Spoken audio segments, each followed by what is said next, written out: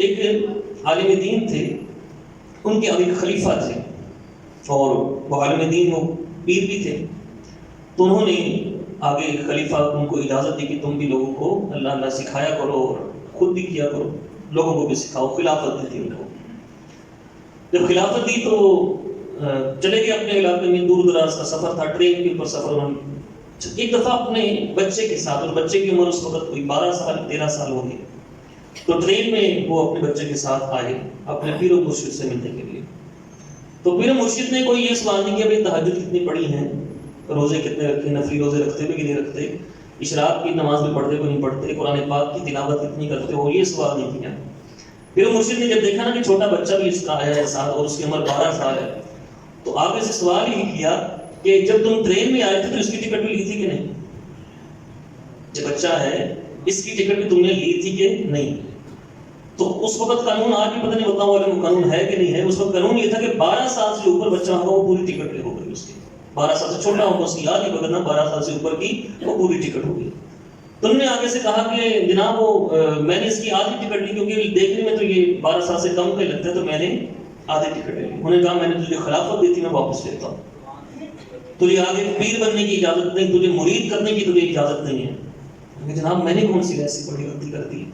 تو فرمانے لگے، کہنے لگے کہ تم نے آدھی ٹکٹ کیوں لی؟ اس لیے کہ میرا بچہ دکھنے میں 12 سال سے چھوٹا لگتا ہے، حالانکہ ہے وہ 12 سال سے اوپر کا. تو آدھی ٹکٹ لی، آدھا تم نے رزق حرام کمایا. تو جو ایسا بندہ ہو وہ پیر بننے کے اہل نہیں. یہ ہمارے بزرگ، ہمارے اسلاف اس قسم کے ہوا کرتے تھے. تو اتنی چیز میں بھی غور و فکر کیا کرتے تھے کہ میرے منہ کے اندر جو لقمہ جا رہا ہے، میں جو پہن رہا ہوں، میں جو استعمال کر رہا ہوں، اس میں حلال کتنا ہے اور حرام کیا کیا حصہ. اللہ تعالیٰ ہمیں رزق حلال وافر عطا فرمائے. ایک بہت بڑے محدث وہ گزرے ہیں، عبداللہ بن مبارک ان کا نام. تو ان کے سامنے ایک پڑوسی تھا.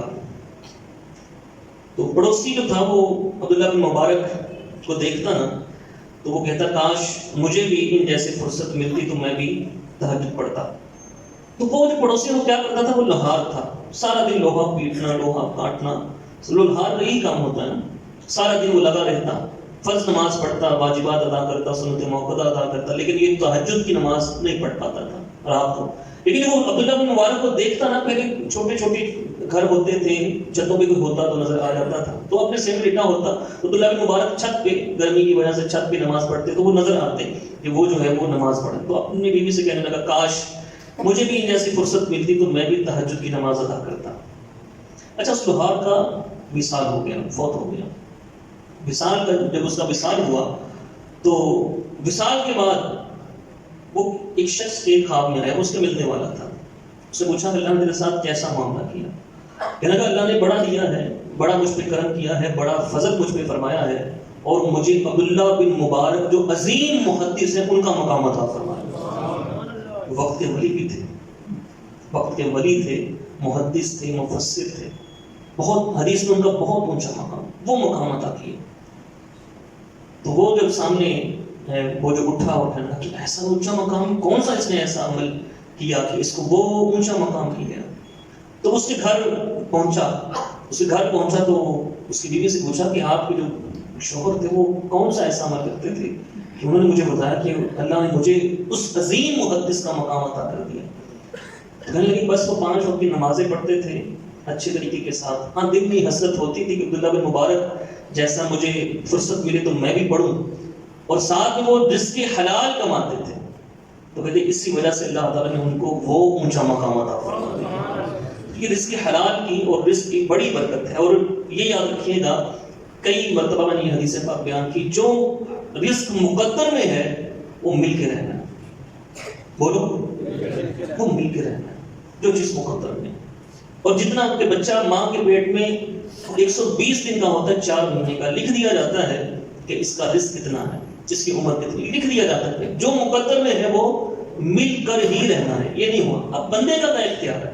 بندے کا یہ اختیار ہے کہ بندے نے اس کو حلال طریقے سے حاصل کرنا ہے یا حرام طریقے سے. مولا علی شیر خدا رضی اللہ تعالیٰ عنہ آپ مسجد میں نماز پڑھنے کے لیے آئے اور آپ گھوڑے کے اوپر آئے تھے، سوار کہیں دور سے آئے تھے. نماز کا وقت ہوا تو گھوڑے پہ آئے تو آپ نے باہر ایک شخص کھڑا تھا، اسے کہا کہ یہ میرے گھوڑے کی مہار پکڑو اور مہار پکڑ میں نماز پڑھ کے واپس آتا ہوں۔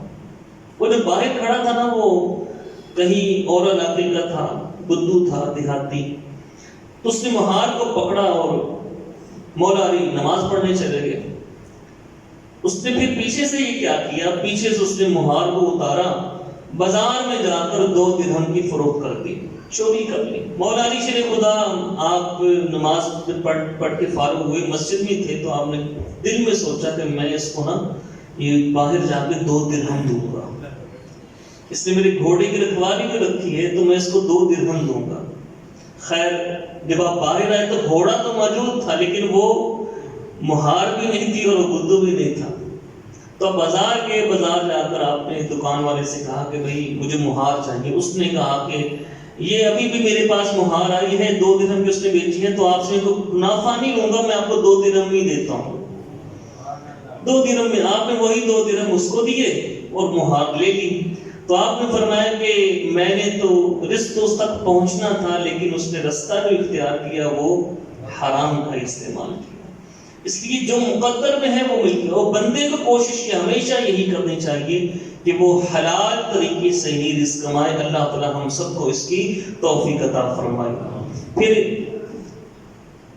آپ صلی اللہ علیہ وسلم نے ارشاد فرمایا، بندہ کہتا ہے میرا مال میرا مال، مالی مالی، میرا مال میرا مال، فرمایا نہیں، فرمایا کہ اس کا مال تو صرف 3 طرح کا ہے، جو اس نے کھایا ہے اور فنا کر دیا۔